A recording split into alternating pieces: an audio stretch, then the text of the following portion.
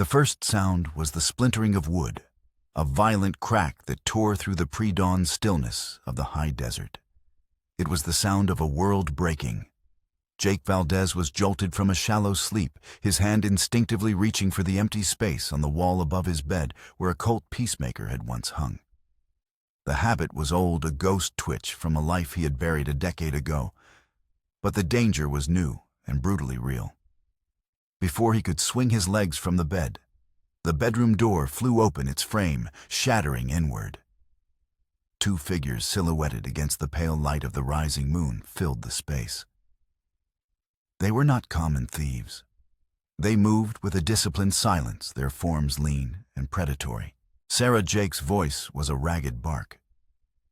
He threw himself in front of his wife, who was scrambling to pull a blanket around her shoulders, her eyes wide with terror. A third man stepped into the room, his boots making no sound on the rough-hewn floorboards. He was different from the others. Taller, dressed in a fine black duster coat that seemed to drink the meager light, he moved with an unnerving grace.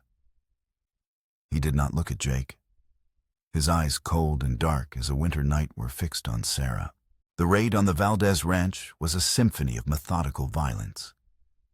Outside, Jake could hear the sharp, controlled shouts of men driving off his cattle, the panicked lowing of the animals, a death knell for the peaceful life he had fought so hard to build. But inside, the violence was intimate and personal. The two men seized Jake, their grips like iron bands. He fought back with the desperate strength of a cornered animal, the dormant instincts of a gunslinger waking from a long slumber. He was strong, but they were skilled. A sharp blow to the back of his head sent a spray of stars across his vision, and he felt his knees buckle. He was forced to the floor, a knee pressed hard into his spine, the barrel of a pistol digging into his temple. He could do nothing but watch. The man in the black duster stepped forward, his movements unhurried, almost casual. He stopped before Sarah, who huddled against the headboard of their bed, a bastion of fragile pine against an encroaching tide of malice. The man smiled, a thin, cruel curve of his lips that held no warmth. "You must be Sarah," he said, his voice a low, cultured murmur that was more terrifying than any shout. "Jake has told me so much about you." Jake's blood ran cold. He had never spoken to this man in his life. "Who are you?" Jake growled the words muffled against the floor. "What do you want?" The man ignored him, his attention solely on Sarah. He reached out his gloved hand, moving with a slow, deliberate purpose. Sarah flinched, pulling the blanket tighter, but his fingers found their target. Hanging from a delicate chain around her neck was a silver locket, small and intricately engraved with the image of a desert rose. It had belonged to her mother and her mother. Before that, a simple heirloom that held the weight of generations. The man's fingers closed around it. "Please, Sarah," whispered her voice, trembling. "It was my mother's." "I know," the man said softly. His smile widened. Then with a sudden, vicious tug, he ripped the locket from her neck. The chain snapped, leaving a thin red line on her skin. Sarah cried out a sound of pain and violation that cut Jake deeper than any knife. The man held the locket in his palm, studying it for a moment as if it were a priceless jewel. He then tucked it carefully into the inner pocket of his coat. It was not theft. It was a desecration, a message sent in the universal language of cruelty. He turned his gaze to Jake for the first time. In the growing light from the window, Jake could see his face more clearly. He was handsome, with sharp cheekbones and eyes that seemed to see straight through to the ghosts Jake kept hidden. There was a chilling familiarity in that gaze, a flicker of something from a past Jake had tried to outrun. "This is just the beginning, Valdez," the man said, his voice dropping to a conspiratorial whisper. "By the time I am done, you will have nothing left but the dust you stand on." He gave a curt nod to his men. The pressure on Jake's head and spine vanished. The men backed away, their weapons still trained on him, their movements as precise and disciplined as their arrival. The man in the black duster gave a final lingering look at Sarah, a look of possessive triumph, before turning and striding out of the room. Jake scrambled to his feet, his head throbbing, and rushed to Sarah's side. He wrapped his arms around her trembling form, holding her as the sounds of the raiders faded into the distance, leaving behind a silence more profound and terrible than the chaos that had preceded it. He looked around the shattered room at the broken door, the overturned furniture, the faint red mark on his wife's throat where the locket had been. This was not a cattle raid. This was an execution of a life, and the man in the black duster had been the executioner. The silver locket was gone, but the memory of its theft was seared into Jake's soul, a cold, hard knot of rage and a promise of retribution. The peace he had purchased with a decade of quiet living had just been declared null and void. The sun bled across a landscape of cracked earth and skeletal cacti, where shadows stretched like grasping fingers. Redemption Bluff baked under the relentless heat, a town carved from dust and desperation. It was a place of fragile hope, where a clapboard church stood, unfinished, its wooden ribs reaching toward a sky that rarely offered rain. Families who had lost everything elsewhere came here for a final chance, their dreams as brittle as the dry soil. But a new power was settling over the town, a shadow that moved in the light of day. His name was Silas Blackwood. To some, Silas was a savior. He had arrived 6 months prior with a chest of gold and a vision of progress. He was a charismatic, well-dressed businessman from the East, his words as smooth and polished as the silver watch chain looped across his vest. He bought the failing general store, expanded its stock, and offered credit when no one else would. He financed the completion of the town's first hotel, promising it would bring respectable travelers and new money. He spoke of a railroad spur of prosperity and order. The town council swayed by his charm, and capital praised him as the architect of Redemption Bluff's future. To others, the ones who looked closer, Silas Blackwood was a different kind of architect. He was a predator who smiled while he devoured. His progress was built on the ruins of other men's lives. He acquired land through claims that seemed to materialize from thin air, backed by legal documents signed by a circuit judge who was always in Blackwood's pocket.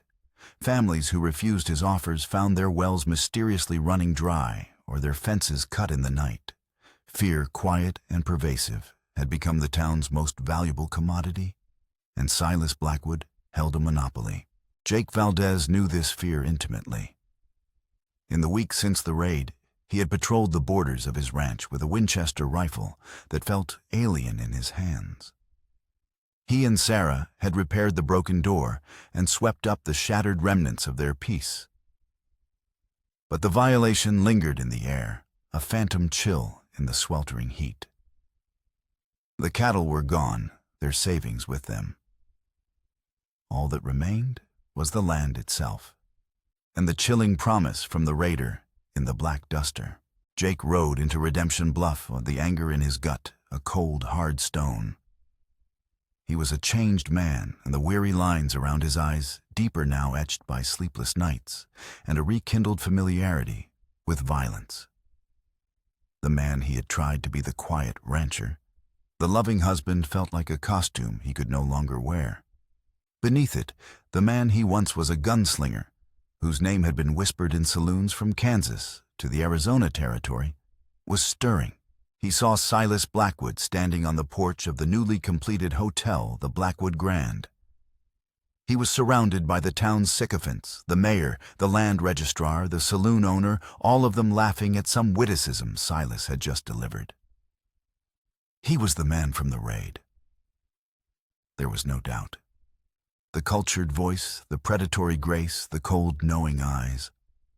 The man who had terrorized his wife in the dark of their bedroom now stood in the center of town, basking in its admiration.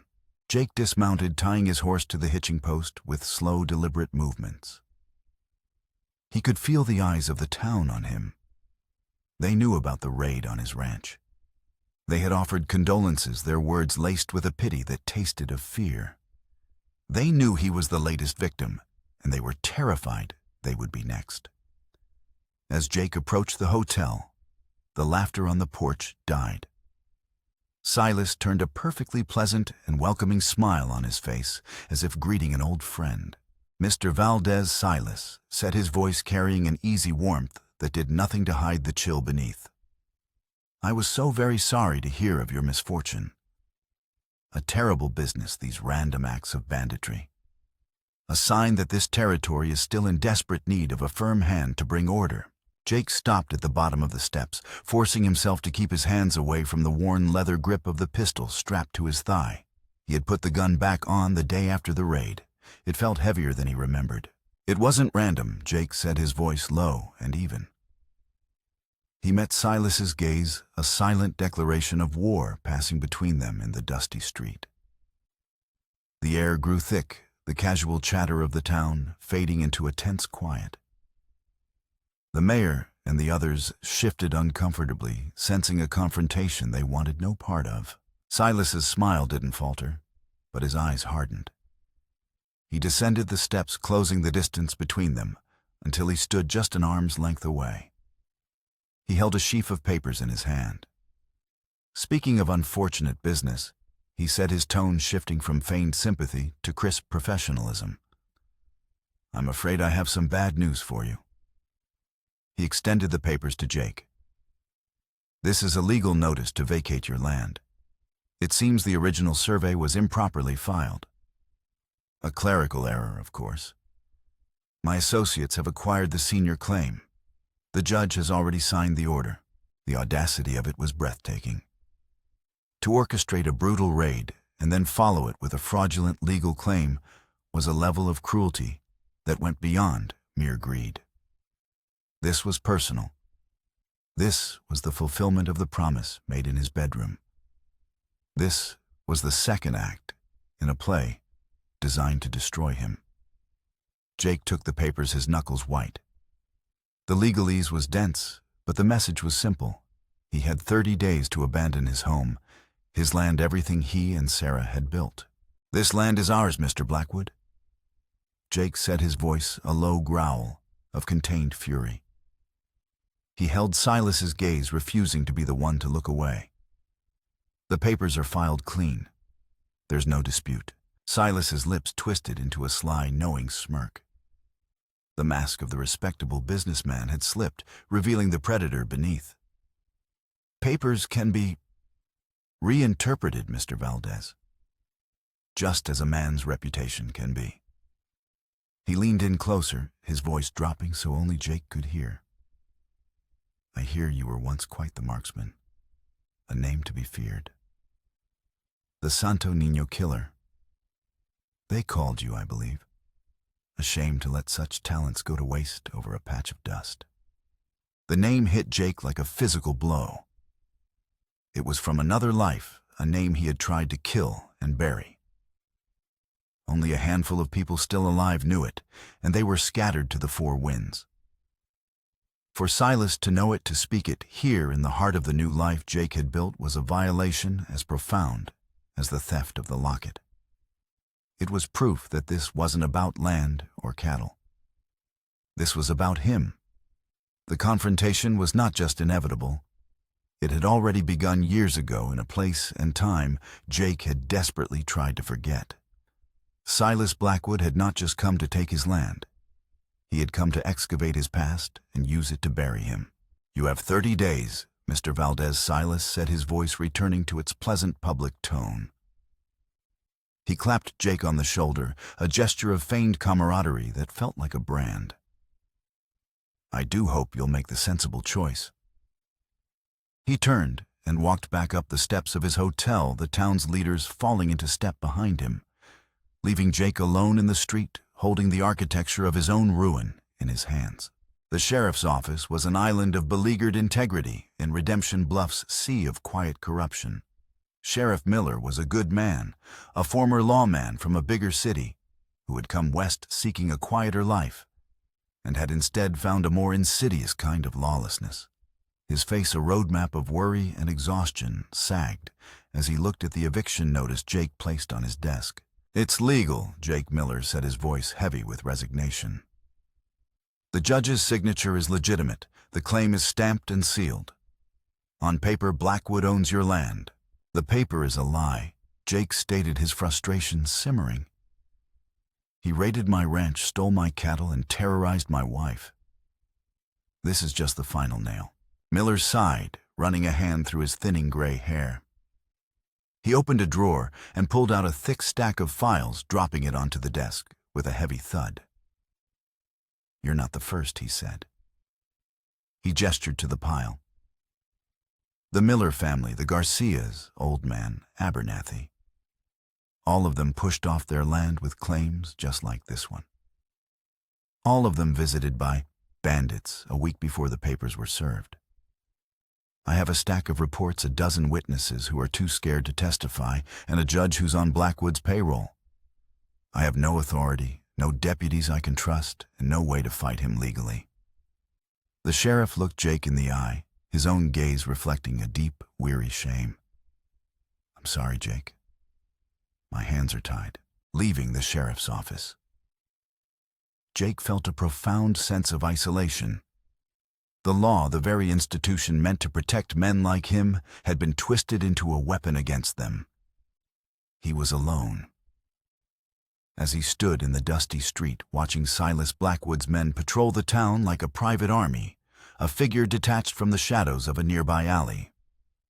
He was tall and lean, his movements possessing a silent economy that spoke of a life lived in tune with the land. His face was weathered leather, his dark eyes sharp and intelligent. "Sheriff Miller cannot help you," the man said. His voice was quiet, but it carried an undeniable authority. "The white man's law is a river. It flows where the man with the most gold tells it to." Jake recognized him. He was an Apache tracker the townsfolk called Kale. He and his people had been driven from their ancestral lands in the nearby mountains a few months ago, and their territory acquired by one of Blackwood's subsidiary companies for a pittance. He was another of Silas's victims. "Blackwood took your land too," Jake said, stating the obvious. Kale nodded slowly. "He took the land where my ancestors are buried. He promised jobs and prosperity. He delivered poisoned wells and broken treaties." He studied Jake for a long moment, his gaze analytical.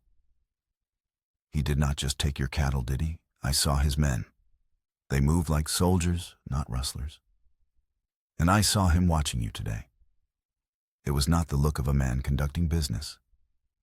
It was the look of a hunter who has cornered his prey." The tracker's perception was unnerving. Kyle saw what the rest of the town chose to ignore: the personal nature of Blackwood's aggression. "He wants more than my land," Jake admitted. "This is about something else. Something from my past." "The past is a hungry ghost," Kyle said. "It is never truly buried." He offered Jake a proposition. "You want to fight him. You cannot do it alone, and you cannot do it with the law. I want to know why he drove my people from their homes. Our goals are aligned."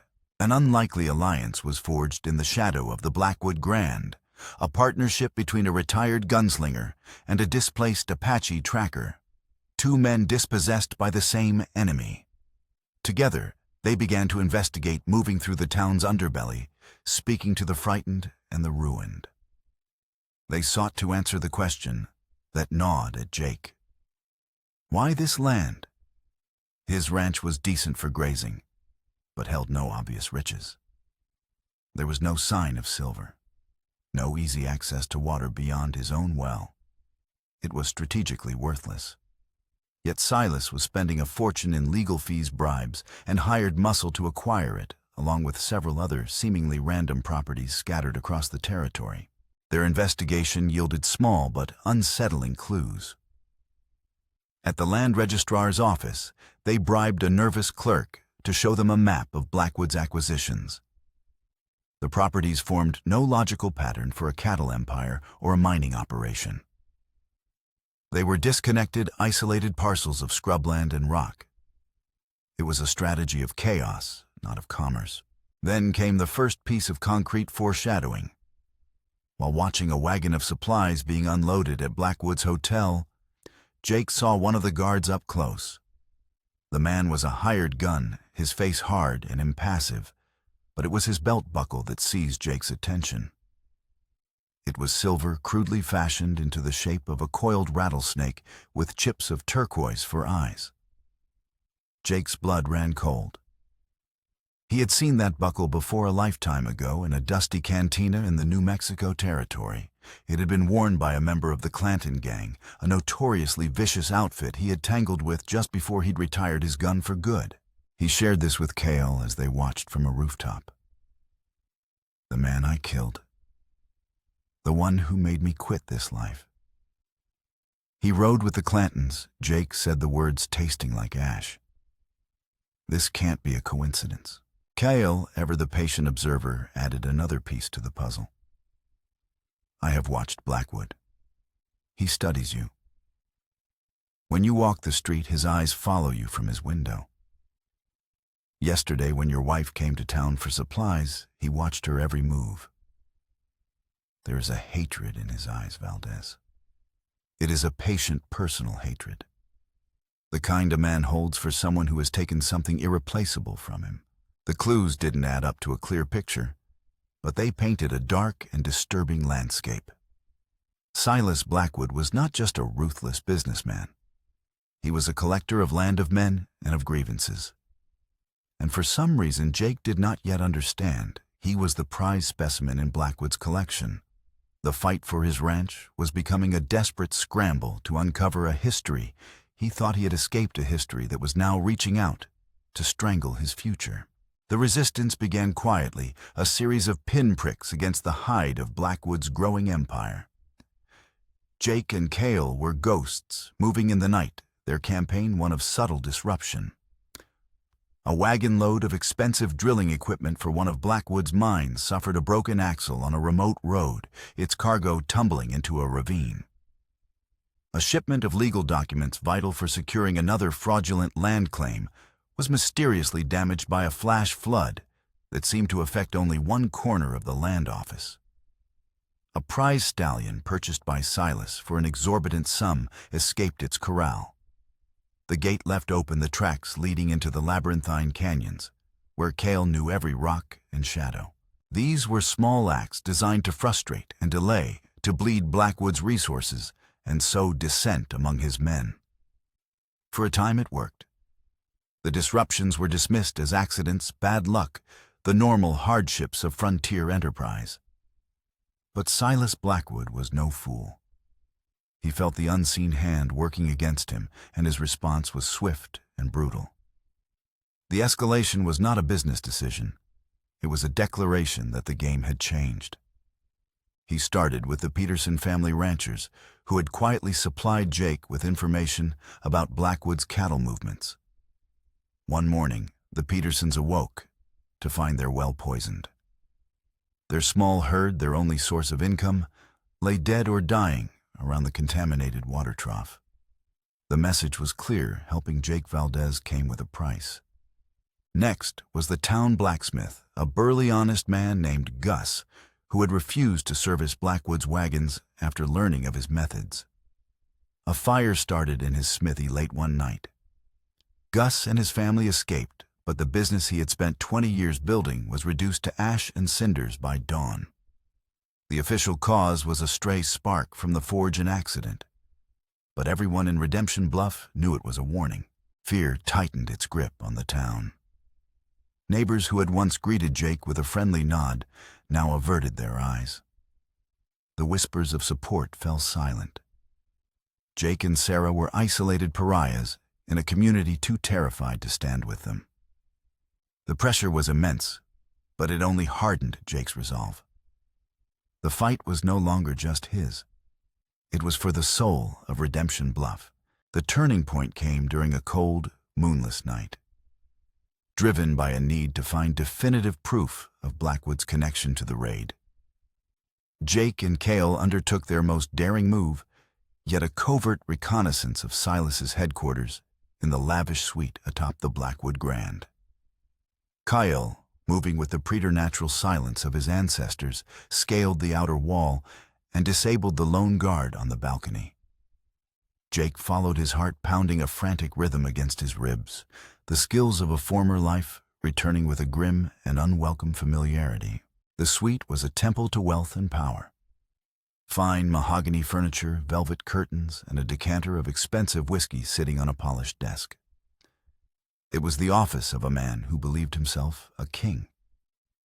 As Cale stood watch, Jake began a frantic search of the desk, rifling through drawers filled with land deeds, legal threats, and payroll ledgers for his hired guns. He found evidence of bribery, of intimidation, of the systematic corruption that had strangled the town. But he was looking for something more personal, and then he saw it. It was not hidden. It was displayed like a trophy on a small velvet cloth in the center of the mahogany desk, catching the faint moonlight that streamed through the window. It was Sarah's locket, the small silver oval engraved with the desert rose. He picked it up, its cold metal a stark contrast to the heat of the rage that flooded his veins. He could almost feel the warmth of his wife's skin on it, could almost smell her scent. Holding it, he saw the image of Silas ripping it from her throat, the red mark left on her skin, the terror in her eyes. This was the proof he sought, and it was more damning than any legal document. The man who portrayed himself as a bringer of order and progress was the same man who had led a violent personal assault on his home. The raid was not random. The eviction was not business. It was all part of a single malevolent plan, and this locket was the centerpiece, a constant reminder of the pain he had inflicted and the pain that was yet to come. The stakes had been irrevocably raised. This was no longer about land or justice. It was about retribution. Jake closed his fist around the locket, the delicate engravings digging into his palm. He would not take it back now. He would leave it here, a silent promise to Silas Blackwood that he was coming for him, and that he would reclaim more than just a piece of silver. He would reclaim his life. The discovery of the locket was a key, but it unlocked a door into a room far darker than Jake had imagined. The question still haunted him. Why? Why this elaborate, cruel, and deeply personal war, driven by a desperate need for an answer? Jake and Cale planned a second, even more audacious infiltration. This time targeting a small, locked study adjoining Blackwood's main suite, a room that even his most trusted lieutenants were forbidden to enter. They moved under the cover of a brewing storm and the wind howling through the streets of Redemption Bluff, masking the sounds of their ascent. Inside the study was a stark contrast to the opulent office next door. It was Spartan, almost monastic, containing only a simple desk, a single chair, and walls, lined not with books, but with maps and charts. But it was the contents of the desk and the display on the main wall that stopped Jake cold, the breath catching in his throat. There were no land deeds or business plans here. The desk was covered with wanted posters, newspaper clippings, and old territorial marshal reports, all of them detailing the exploits of a notorious gunslinger, the Santo Niño killer. His own face, younger and harder, stared back at him from the faded newsprint.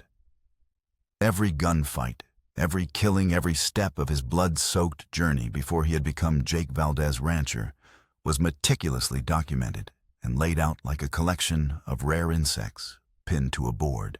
But it was the centerpiece, hanging in a simple wooden frame on the wall above the desk, that shattered Jake's world. It was a faded photograph, a tintype of two young men brothers, their arms slung around each other's shoulders in a gesture of easy affection. They were smiling, their faces full of the unwritten promise of youth. One of them was a younger Silas Blackwood, his features softer, but the same cold intensity already present in his eyes. The other was a face Jake knew as well as his own, a face that had haunted his nightmares for 10 years. It was Caleb Shaw. Caleb Shaw. The last man Jake had ever killed. It had been in a saloon in dusty Socorro, New Mexico. Shaw, drunk and belligerent, had accused Jake of cheating at cards.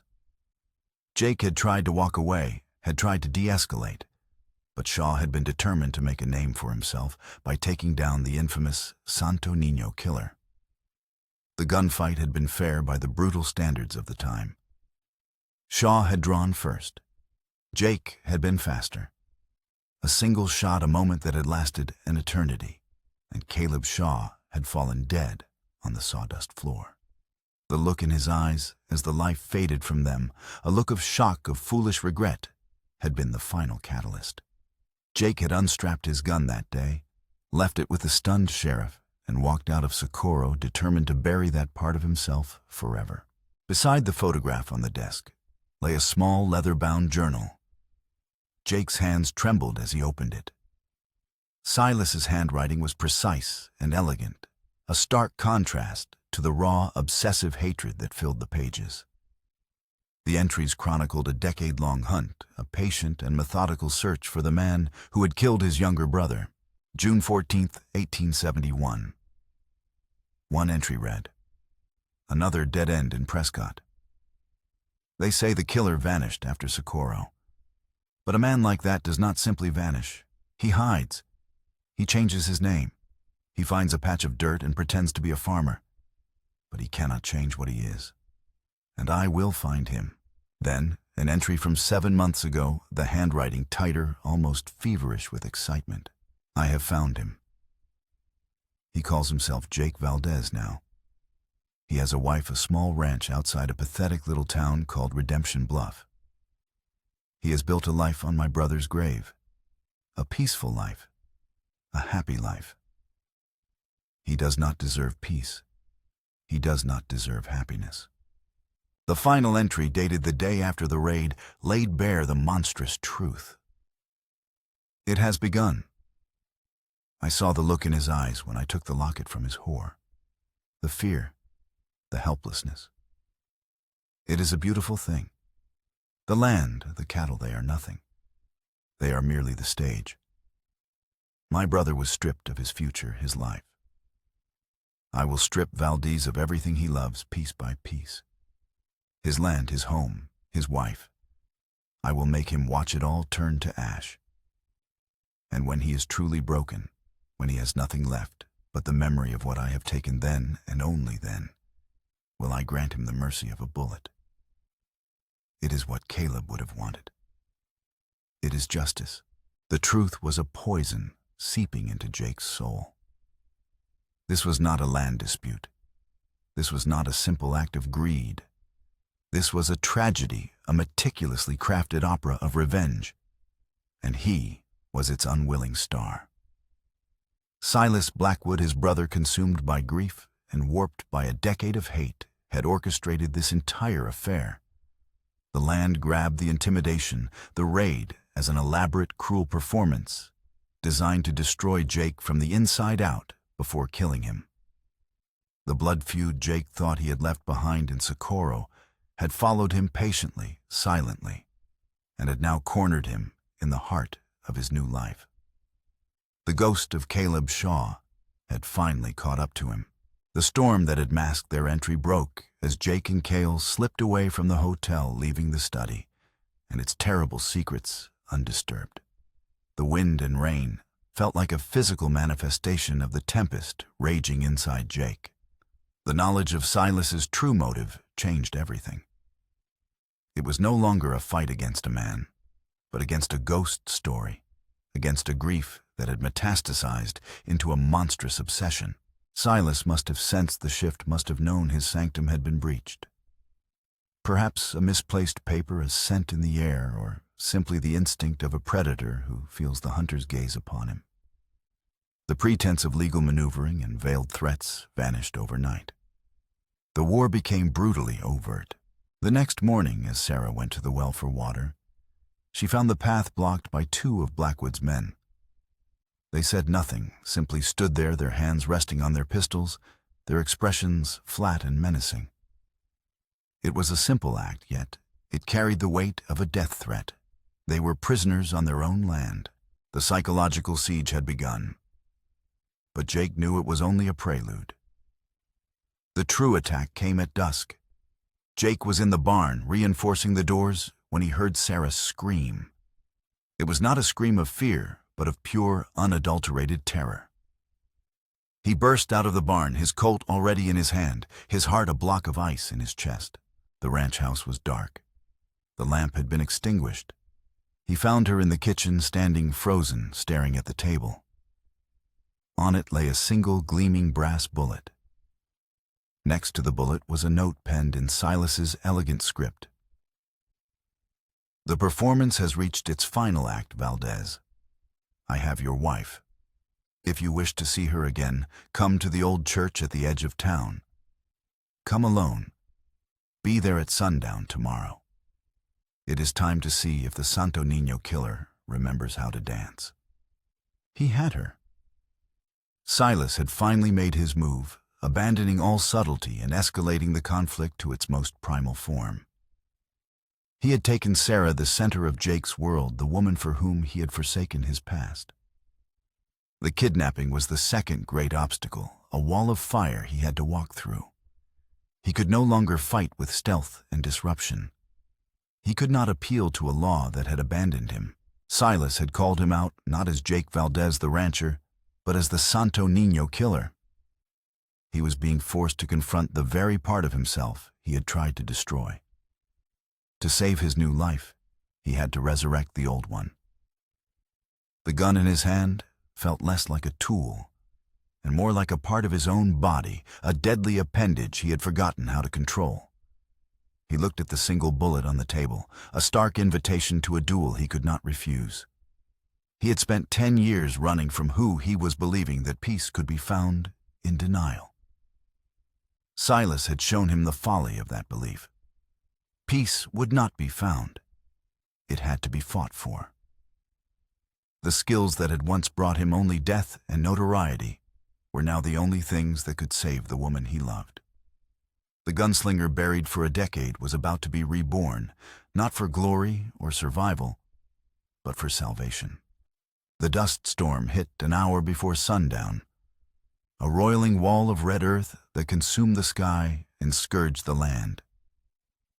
It was as if the heavens themselves were reflecting the turmoil in Jake's soul. The wind howled like a legion of grieving spirits, tearing at the skeletal frame of the unfinished church that stood silhouetted against the bruised and bleeding sky. Visibility dropped to near zero, the world reduced to a maelstrom of sand and fury. This was where Silas had chosen to stage his final act. The church, a monument to the town's abandoned faith, was the perfect theater for his tragedy. Jake moved through the storm like a wraith, a bandana pulled high over his face, the grit stinging his eyes.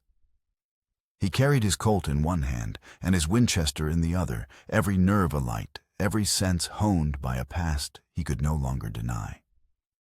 Kyle was a shadow somewhere behind him, having refused to let Jake face this alone.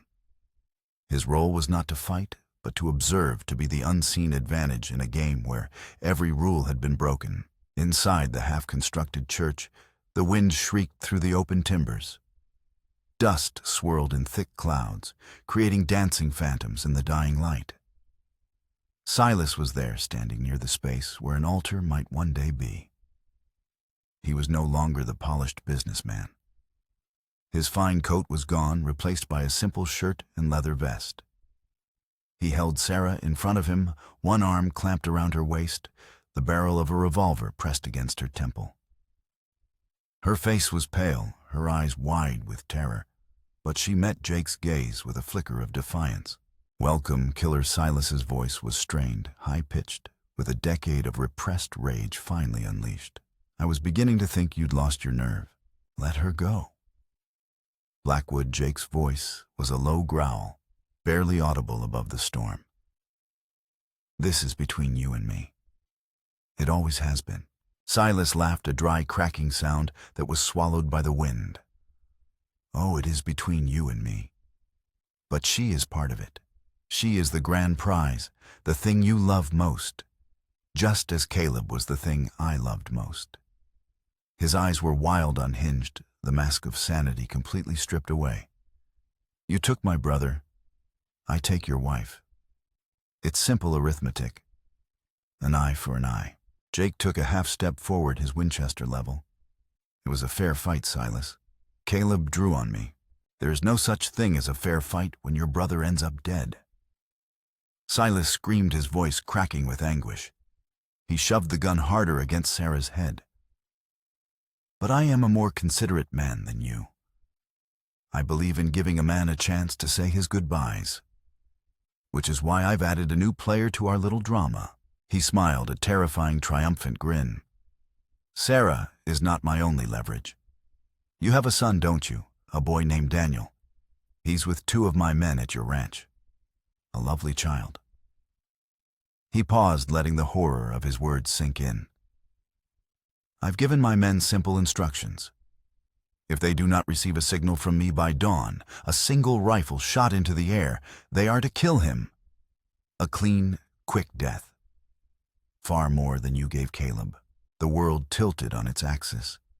Daniel, his 5-year-old son, who he had left hidden with neighbors believing him to be safe. Silas had anticipated his every move. The secondary twist was a stroke of diabolical genius. The stakes had been multiplied to an unbearable degree. Jake was trapped. He couldn't simply shoot Silas. A dead man sends no signals. He was facing not just physical danger, but a moral labyrinth and a ticking clock. He had to defeat Silas without getting Sarah killed, and he had to do it in time to save his son. The storm intensified, the wind ripping a loose plank from the roof and sending it crashing to the floor. The dust was so thick now that the figures were becoming ghosts, fading in and out of view. This was his only advantage. The chaos of the environment. It's over, Valdez, Silas gloated. There's no way out. You lose everything, just like I did. But Jake wasn't listening to his words. He was listening to the storm. He was watching the swirling dust, and he was remembering the lessons of another life. A gunfight isn't just about speed. It's about angles, distractions, and then seeing the battlefield in 3 dimensions. He caught a flicker of movement high in the rafters to his left. Kale. He had found a perch unseen. Jake gave a slight, almost imperceptible nod. He then raised his Winchester not at Silas, but at a large, precariously balanced crossbeam above and to the right of him. He fired. The rifle shot was deafening inside the structure. The bullet struck the timber, splintering it. At the exact same moment, Kyle, from his position, hurled a small rock at a stack of loose metal sheeting on the far side of the church. The combined crash of the splintering beam and the clattering metal was a cacophony of confusion. For a split second, Silas's head whipped toward the sound, his grip on Sarah momentarily loosening. It was the only opening Jake would get. He didn't fire again. He dropped the rifle and charged forward, a blur of motion through the swirling dust. He covered the distance in 3 long strides, crashing into Silas like a locomotive. The impact threw them both to the floor, separating Silas from Sarah. She scrambled away, coughing in the dust, as the 2 men became a tangle of desperate violence. Silas's revolver went off, the shot going wild, burying itself in a wooden support beam. Jake's hand clamped down on Silas's wrist, forcing the gun away as they rolled on the dirt floor. Silas was strong, fueled by madness and hate. But Jake was fighting for more than revenge. He was fighting for 2 lives, for a future. He brought his forehead down hard on the bridge of Silas's nose. There was a sickening crunch of bone. Silas roared in pain, his grip on the gun faltering. Jake wrenched it from his hand and flung it into the darkness. The fight was now primal. Fists and fury. But it ended as it had to. Jake on top of him, his hands around Silas's throat, looked down into the eyes of the man who had orchestrated his ruin. He saw not a monster, but a man drowning in a grief so profound it had become his entire world. He saw the ghost of Caleb Shaw, a young man who had died for a foolish moment of pride. And in that instant, Jake felt not hatred, but a vast, empty pity. He did not kill him. Killing him would solve nothing. It would only perpetuate the cycle of violence that had started 10 years ago. He stood up, breathing heavily, and looked at Sarah, who was staring at him, her eyes filled with a mixture of fear and awe. Then he raised the recovered revolver, pointed it toward the heavens, fired the single shot that was meant to be the signal of dawn. A signal of life, not death. He had won not by outdrawing his opponent, but by outwitting him, by choosing life in a theater built for death. The single gunshot echoed, and then was swallowed by the storm. In the sudden quiet, there was only the sound of the wind and Jake's ragged breaths. Silas lay on the ground, defeated and broken, clutching his shattered nose. Jake went to Sarah, pulling her into an embrace that was both fierce and gentle. She buried her face in his chest, her body trembling with the release of a tension that had held her captive for days. As they stood together, a figure emerged from the swirling dust. Cale dropped silently from the rafters, a knife in his hand. He walked to where Silas lay and stood over him. "He is beaten," Cale said, his voice flat. "But he is not finished. A snake like this will always bite again." "No," Jake said, his voice firm. "No more killing." He had been forced to resurrect the gunslinger, but he would not let him reclaim his soul. Just then, the entrance to the church was filled with silhouettes. Sheriff Miller and a half-dozen armed townsmen stepped inside their lanterns, cutting through the gloom. One of the neighbors Jake had entrusted with his son had ridden for help the moment Silas's men had appeared at the ranch. As Miller took Silas into custody, his face a mask of grim satisfaction, Kyle returned to Jake's side. "The men at your ranch," he said quietly. "They heard the signal. They rode off. Your son is safe." The relief that washed over Jake was so immense it almost brought him to his knees. It was over. All of it. All. They stepped out of the church into the pre-dawn light. The storm had broken. The wind had died, and the air was washed clean. To the east, the first sliver of the morning sun crested the horizon, painting the clouds in hues of orange and rose. It was a new day. Word of Blackwood's capture and the truth of his campaign of terror spread through Redemption Bluff like a cleansing fire. The fear that had held the town in its thrall was broken. Emboldened by Jake's stand, the townsfolk who had been victimized came forward, their stories forming a chorus of condemnation against Blackwood and his corrupt network. The sheriff, armed with a dozen testimonies, rounded up Silas's remaining men. The corrupt judge fled the territory, his reputation in tatters. The community, so long ruled by fear, was beginning to heal. In the days that followed, a quiet procession of visitors made their way to the Valdez ranch. It was the blacksmith Gus, his hands calloused from beginning the work of rebuilding his smithy offering to forge anything Jake needed free of charge. It was the Peterson family, their faces worn, but grateful, bringing a young calf from their recovering herd to help Jake start anew. It was the store owner, the ranchers, the simple folk of the town, coming not to stare at the infamous Santo Niño killer, but to thank Jake Valdez, the man who had faced down the devil to save them all. They saw him not as a killer, but as a protector, a man who had used the violence of his past to secure a peaceful future for them all. Weeks later, a fragile peace settled over the Valdez ranch. The house was rebuilt stronger than before.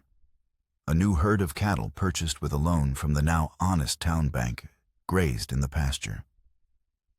Life was returning to normal, but it was a new kind of normal one, forged in fire and loss. The ghosts of the past had been confronted, not buried, and in that confrontation, Jake had found a strength he didn't know he possessed. One clear afternoon, with the scent of desert sage in the air, Jake stood before a small forge Gus had helped him build. In his hand, he held the silver locket. It had been recovered from Silas's possessions, a final tangible piece of the nightmare they had endured. Sarah had told him to keep it to remember, but Jake knew that some memories were too heavy to carry. To keep it would be to forever honor the trauma Silas had inflicted. He placed the locket into the glowing embers of the forge. He watched as the heat consumed it. The intricate engraving of the desert rose, melting the silver, turning from solid to liquid its form, dissolving into a pool of pure, shimmering light. He was not destroying a memory of pain, but transforming it. He worked the bellows, his movements sure and steady. He was not a blacksmith, but he had learned much about fire and metal, about breaking and reshaping. With tongs, he carefully poured the molten silver into a small, hand-carved mold. He waited for it to cool the setting sun, casting long shadows across the yard, where his son Daniel played his laughter, a sound more precious than any silver. Sarah came and stood beside him, her hand finding his, their fingers interlocking. She watched him without a word, understanding the quiet ceremony of this final act. When the silver was cool, Jake broke the mold. What lay in his palm was not a bullet, not a weapon, not a reminder of the violence he had been forced to embrace. It was a simple, small silver cross, its surface, imperfect but radiant in the fading light. It was a symbol not of revenge, but of redemption. A testament to the idea that even the most painful of objects, the most traumatic of histories, could be melted down and reformed into something of faith and protection. He walked to the front door of his rebuilt home, the home that had been violated and was now reconsecrated. With a single nail, he hung the small silver cross above the doorframe. It was a ward against the ghosts of the past and a promise for the future. He had faced the man he once was and had emerged not as a killer, but as a husband and a father who had used his darkest skills to defend the light of his world. His family was whole, the community was free, and Jake Valdez, standing with his wife and son under a sky full of stars, had finally truly found his peace.